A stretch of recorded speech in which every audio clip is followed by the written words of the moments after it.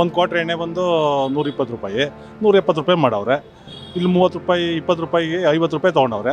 50 ರೂಪಾಯಿಲಿ 20 ರೂಪಾಯಿ ಅವ್ರ ಮನೆಗೆ ಕೊಡೋರೆ, 30 ರೂಪಾಯಿ ಮನೆಗೆ ಕೊಟ್ಟಿದ್ದಾರೆ. ರಾಜಕೀಯದಲ್ಲಿ ಈ ಥರ ಬದಲಾವಣೆಗಳು, ಊಹಾಪೋಹಗಳು ಸಹಜ. ಆದರೆ ಯಾವುದೇ ಗಣ್ಯ ವ್ಯಕ್ತಿಗಾಗಲಿ, ಯಾವುದೇ ಸೆಲೆಬ್ರಿಟಿಗಾಗಲಿ ಇವಾಗವ್ರಿಗೂ ಆರೋಪಿ ಆಗ್ತಾರೆ. ಇವಾಗವ್ರಿಗೂ ಅವ್ರು ಯಾರೋ ಅಪರಾಧಿ ಅಂದ್ಬಿಟ್ಟು ಪ್ರೂವ್ ಮಾಡೋಕ್ಕೆ ಯಾರ ಕೈಲೂ ಆಗಿಲ್ಲ. ಅವ್ರಿಗೆ ಶಿಕ್ಷೆನೂ ಆಗಿಲ್ಲ, ಶಿಕ್ಷೆ ಆಗಿರೋ ಹಿಸ್ಟ್ರಿನೇ ಇಲ್ಲ. ಯೂತ್ಸ್ಗೆ ಹೇಳೋದು, ನಾವು ಹೇಳೋದು ಒಂದೇ, ವ್ಯಕ್ತಿಗತ ರಾಜಕೀಯ ಮಾಡಬೇಡಿ. ದೇಶ ಪ್ರಜಾಪ್ರಭುತ್ವ, ಇಲ್ಲಿ ಪ್ರಜೆಗಳೇ ಪ್ರಭುಗಳು. BJP ಅಂತ ದುಷ್ಟ ಸರ್ಕಾರ. ಅವಾಗ ಕಾಂಗ್ರೆಸ್ ಅನ್ನೋರು ಇತ್ತು ಅಂದರೆ ಈಗ ಯಾವ ಕಂಪನಿ ಉಳ್ಕೊಂಡಿದೆ, ಯಾವ ಸ್ಟ್ರಕ್ಚರ್ ಉಳ್ಕೊಂಡಿದೆ ಹೇಳಿ? ಯಾವ ಸ್ಟ್ರಕ್ಚರು ಉಳ್ಕೊಳ್ಳಿಲ್ಲ. ಎಲ್ಲ ಪ್ರೈವೇಟೈಸೇ ಮಾಡೋದಾದ್ರೆ ರಾಜಕೀಯ ಏನಕ್ಕೆ ಬೇಕು? ಒಬ್ಬ ರಿಸೈನ್ ಮಾಡಿದ ಎಲೆಕ್ಷನ್ನು, ಇಲ್ಲೊಂದು ಎಲೆಕ್ಷನ್ನು, ಇದೇ ಆಯಿತು ನಮ್ಮ ದೇಶದ ಕತೆ.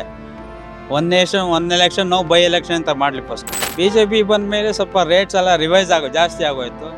ಜೀವನ ಮಾಡೋಕ್ಕೆ ತೊಂದರೆ, ಎಂಪ್ಲಾಯ್ಮೆಂಟ್ ಇಲ್ಲ.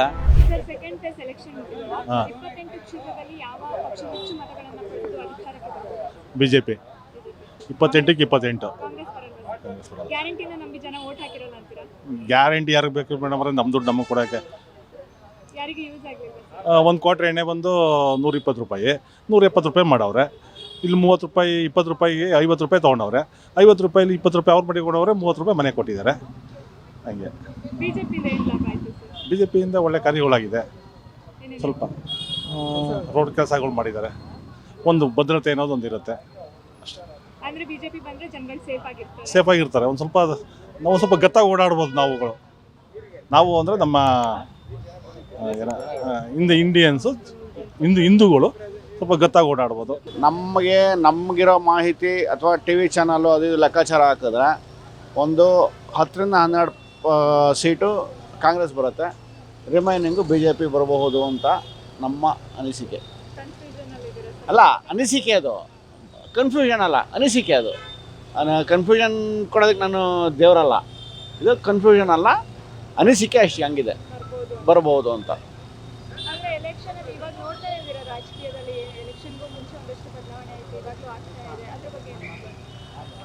ಅದು ರಾಜಕೀಯದಲ್ಲಿ ಈ ಥರ ಬದಲಾವಣೆಗಳು, ಊಹಾಪೋಹಗಳು ಸಹಜ. ಆದರೆ ಯಾವುದೇ ಗಣ್ಯ ವ್ಯಕ್ತಿಗಾಗಲಿ, ಯಾವುದೇ ಸೆಲೆಬ್ರಿಟಿಗಾಗಲಿ ಇವಾಗವ್ರಿಗೂ ಆರೋಪಿ ಆಗ್ತಾರೆ. ಇವಾಗವ್ರಿಗೂ ಅವ್ರು ಯಾರೋ ಅಪರಾಧಿ ಅಂದ್ಬಿಟ್ಟು ಪ್ರೂವ್ ಮಾಡೋಕ್ಕೆ ಯಾರ ಕೈಲೂ ಆಗಿಲ್ಲ. ಅವ್ರಿಗೆ ಶಿಕ್ಷೆನೂ ಆಗಿಲ್ಲ, ಶಿಕ್ಷೆ ಆಗಿರೋ ಹಿಸ್ಟ್ರಿನೇ ಇಲ್ಲ. ಅದಕ್ಕೆ ಸುಮಾರು ಉದಾಹರಣೆಗಳಿದೆ. ಕರೀಂಲಾಲ್ ತೆಲ್ಗಿ ಇರ್ಬೋದು, ಅಥವಾ ಇವನು ನಮ್ಮ ಚಾಪಾಕಾಗದ ಹಗರಣ ಇರ್ಬೋದು, ಜನಾರ್ದನ್ ರೆಡ್ಡಿ ಇರ್ಬೋದು, ಯಡಿಯೂರಪ್ಪ ಇರ್ಬೋದು. ಇವರಿಗೆಲ್ಲ ಎಷ್ಟು ಶಿಕ್ಷೆ ಆಯಿತು? ಅದು ಶಿಕ್ಷೆ ಇರ್ಬೋದು, ಆರೋಪ ಮಾಡಿರ್ಬೋದು. ಅಪರಾಧಿ ಅಂತ ಪ್ರೂವ್ ಆಗ್ಬೇಕಾದ್ರೆ ಕಾನೂನಲ್ಲಿ ತುಂಬ ತೊಡಕುಗಳಿದೆ. ಅದೆಲ್ಲ ಸರಿ ಹೋಗಬೇಕು. ಅದು ನಮ್ಮ ಅಭಿಪ್ರಾಯ. ಯೂತ್ಸ್ಗೆ ಹೇಳೋದು, ನಾವು ಹೇಳೋದು ಒಂದೇ, ವ್ಯಕ್ತಿಗತ ರಾಜಕೀಯ ಮಾಡಬೇಡಿ. ದೇಶ ಪ್ರಜಾಪ್ರಭುತ್ವ, ಇಲ್ಲಿ ಪ್ರಜೆಗಳೇ ಪ್ರಭುಗಳು. ಇವಾಗ ನಾನು CM, ಬಟ್ ನನಗೆ ಬೇರೆ ಕೆಲಸ ಇದೆ ಅಂದ್ಬಿಟ್ಟು ನಾನು ಬೇರೆಯವ್ರಿಗೆ ಓಟ್ ಹಾಕಿ ಕಳಿಸ್ತೀನಿ. ಆ ಕಾನ್ಸೆಪ್ಟ್ ಇಟ್ಕೊಂಡು ಲಕ್ಷ ಓಟ್ ಹಾಕಿ, ಆ ಕಾನ್ಸೆಪ್ಟ್ ಇಟ್ಕೊಂಡು ಮತದಾನ ಮಾಡಿ ದೇಶದ ಅಭಿವೃದ್ಧಿ ಪ್ರತಿಯೊಂದು ರೂಪಾಯಿಗೂ ಹೇಗೆ ಖರ್ಚು ಮಾಡ್ತಿದ್ದೀರ ಅಂತ ಯಾರು ಜನನಾಯಕರು ಅಂತ ಹೋಗ್ತಾರೆ ಅವ್ರಿಗೆ ಕಪಾಳು ಕೊಡ್ತು ಕೇಳಿ. ಇದು ನಮ್ಮ ಯೂತ್ಸ್ ಕೇಳೋಂಥ ಮೆಸೇಜ್. ಅದು ನನ್ನ ಪ್ರಕಾರ ಕಾಂಗ್ರೆಸ್ಸೇ ಬರಬೇಕು. ಕಾರಣ ಇಷ್ಟೇ, ರಾಜಾಳ್ವಿಕೆ ಇರುವಾಗ, ಈಗೇನು ಸೋಕಾಲ್ಡ್ SC ST ಇಂದ ಬಡವರು ಇರುವಾಗ, ಇನ್ನೊಬ್ಬರು ಮತ್ತೊಬ್ಬರು ಇರಬೇಕಂದ್ರೆ ಓಡಾಡೋಕ್ಕೆ ರಸ್ತೆ ಇರಲಿಲ್ಲ, ಮತ್ತು ಕಮ್ಯುನಿಕೇಷನ್ ಇರಲಿಲ್ಲ, ಟ್ರಾನ್ಸ್ಪೋರ್ಟೇಷನ್ ಇಲ್ಲ. ಅಂಥ ಟೈಮಲ್ಲಿ ನಮ್ಮ ದೇಶವನ್ನು ಮುಂದೆ ತೊಗೊಂಡೋಗಿ ಮಾಡಿದ್ರು. ಈಗೆಲ್ಲ ಪ್ರೈವೇಟೈಸ್ ಕಂಪನಿಗಳಿಗೆ ಹ್ಯಾಂಡ್ ಓವರ್ ಮಾಡಿ, ಮುಂದೆ ಬ್ರಿಟಿಷ್ ಕಾಲದಿಂದ ನಮಗೆ ಪ್ರೈವೇಟೈಸ್ ಕಂಪನಿಗಳಿಗೆ ಆಗತ್ತೆ ದೇಶ. ತಿರ್ಗಾ ಸ್ವತಂತ್ರಕ್ಕೋಸ್ಕರ ಎಲ್ಲರೂ ಹೋರಾಡಬೇಕಾಗತ್ತೆ. BJP ಅಂತ ದುಷ್ಟ ಸರ್ಕಾರ. ಅವಾಗ ಕಾಂಗ್ರೆಸ್ ಅನ್ನೋರು ಇತ್ತು ಅಂದರೆ ಈಗ ಯಾವ ಕಂಪನಿ ಉಳ್ಕೊಂಡಿದೆ, ಯಾವ ಸ್ಟ್ರಕ್ಚರ್ ಉಳ್ಕೊಂಡಿದೆ ಹೇಳಿ? ಯಾವ ಸ್ಟ್ರಕ್ಚರು ಉಳ್ಕೊಳ್ಳಿಲ್ಲ. ಎಲ್ಲ ಪ್ರೈವೇಟೈಸೇ ಮಾಡೋದಾದ್ರೆ ರಾಜಕೀಯ ಏನಕ್ಕೆ ಬೇಕು? ರಾಜಕೀಯ ನಾಯಕರು ಏನಕ್ಕೆ ಬೇಕು? ಫಾರ್ ಎಕ್ಸಾಂಪಲ್, ಕಾರ್ಪೊರೇಷನ್ ಕೆಲಸ ಮಾಡೋರೆಲ್ಲ ಪ್ರೈವೇಟ್ ಅವರು, ಏನು ಸ್ವತಂತ್ರ ಸಿಗ್ದಂಗೆ ಆಯಿತು? ಇವ್ರಿಗೆ ಅಧಿಕಾರ ಏನು ಕೊಡಬೇಕು ಇವ್ರಿಗೆ?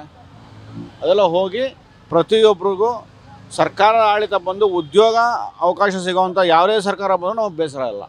ಉದ್ಯೋಗಾವಕಾಶನೇ ಇಲ್ವಲ್ಲ ಇವಾಗ. ಹಾಗಾಗಿ ನಾವು ಕಾಂಗ್ರೆಸ್ ಸರ್ಕಾರನ ಬೆಂಬಲಿಸೋದು, ಕಾಂಗ್ರೆಸ್ಗೆ ನಾವು ಓಟ್ ಹಾಕೋದು. ಮೋಸ್ಟ್ ಪ್ರಾಬಬ್ಲಿ ನನಗೆ ಗೊತ್ತಿರೋ ಕಾಂಗ್ರೆಸ್ ಬರ್ಬೋದು.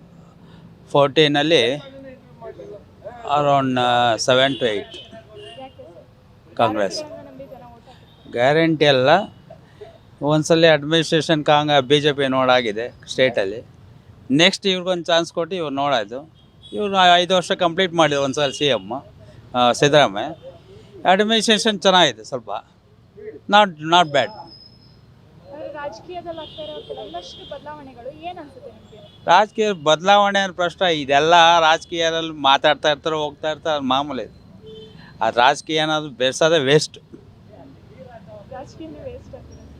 ರಾಜಕೀಯ ವೇಸ್ಟ್ ಅಲ್ಲ. ರಾಜಕೀಯದಲ್ಲಿ ಹಂಗಿಂಗೆ ಇಲ್ಲ, ಒಬ್ಬ ರಿಸೈನ್ ಮಾಡಿದ ಎಲೆಕ್ಷನ್ನು, ಇಲ್ಲೊಂದು ಎಲೆಕ್ಷನ್ನು, ಇದೇ ಆಯ್ತು ನಮ್ಮ ದೇಶದ ಕತೆ. One nation one election, no by election ಅಂತ ಮಾಡಲಿ ಫಸ್ಟ್ ಅಲ್ವಾ? ಒನ್ ನೇಷನ್ ಒನ್ ಎಲೆಕ್ಷನ್ ಅಂತ ಮಾಡಿದ್ರು, ಒನ್ ನೇಷನ್ ಒನ್ ಎಲೆಕ್ಷನ್ದು ಇನ್ನೊಬ್ಬ ರಿಸೈನ್ ಮಾಡಿ ಅಲ್ಲಿ ಎಲೆಕ್ಷನ್ ಒನ್ ಎಲೆಕ್ಷನ್ ಇಲ್ಲಲ್ಲ, ಆಯಿತು ಕಂಬೈಂಡ್ ಆಯ್ತಲ್ಲ, ಎಲ್ಲ ಮಿಕ್ಸ್ ಆಗೋಯ್ತಲ್ಲ. ಒಬ್ಬ ರಿಸೈನ್ ಮಾಡಿದ್ರೆ 5 ವರ್ಷ ನಿಲ್ಬಾರ್ದು ಎಲೆಕ್ಷನ್, ಆ ಥರ ಮಾಡಲಿ ಕಂಡೀಷನ್ಸು. ಅದು ನಮ್ಮ ದೇಶಕ್ಕೆ ಚೆನ್ನಾಗಿರುತ್ತೆ, ಪಬ್ಲಿಕ್ ಮನಿನೂ ಸೇವ್ ಆಗುತ್ತೆ. ಕಾಂಗ್ರೆಸ್ ಬಂದ್ರೆ ನಮ್ಮ ದೇಶ ಹೇಗಿರುತ್ತೆ, ಬಿಜೆಪಿ ಬಂದ್ರೆ ಹೇಗಿರುತ್ತೆ? ಬಿ ಜೆ ಪಿ ಅಂದರೆ ಒಂದು ಸರಿ 10 ವರ್ಷ ಅವ್ರು ಆಳಿದರು, ಮನಮೋಹನ್ ಸಿಂಗು. ಅಡ್ಮಿನಿಸ್ಟ್ರೇಷನ್ ಚೆನ್ನಾಗಿತ್ತು, ಇನ್ವೆಸ್ಟ್ಮೆಂಟ್ ಚೆನ್ನಾಗಿತ್ತು, ಕಂಪ್ನೀಸ್ ಇತ್ತು, ಎಂಪ್ಲಾಯ್ಮೆಂಟು ನಾಟ್ ಬ್ಯಾಡು, GDP ಚೆನ್ನಾಗಿತ್ತು, ದೇಶ ರನ್ನಿಂಗಲ್ಲಿ ಚೆನ್ನಾಗಿತ್ತು, ಪ್ರಾಬ್ಲಮ್ ಆಗ್ತಿಲ್ಲ ಪಬ್ಲಿಕ್ಸ್ಗೆ. ಬಿ ಜೆ ಪಿ ಬಂದ ಮೇಲೆ ಸ್ವಲ್ಪ ರೇಟ್ಸ್ ಎಲ್ಲ ರಿವೈಸ್ ಜಾಸ್ತಿ ಆಗೋಯ್ತು. ಜೀವನ ಮಾಡೋಕ್ಕೆ ತೊಂದರೆ, ಎಂಪ್ಲಾಯ್ಮೆಂಟ್ ಇಲ್ಲ, ಕಂಪ್ನೀಸ್ ಬರಲಿಲ್ಲ, ಇನ್ವೆಸ್ಟ್ಮೆಂಟ್ಸ್ ಇಲ್ಲ. Beet plus Karnataka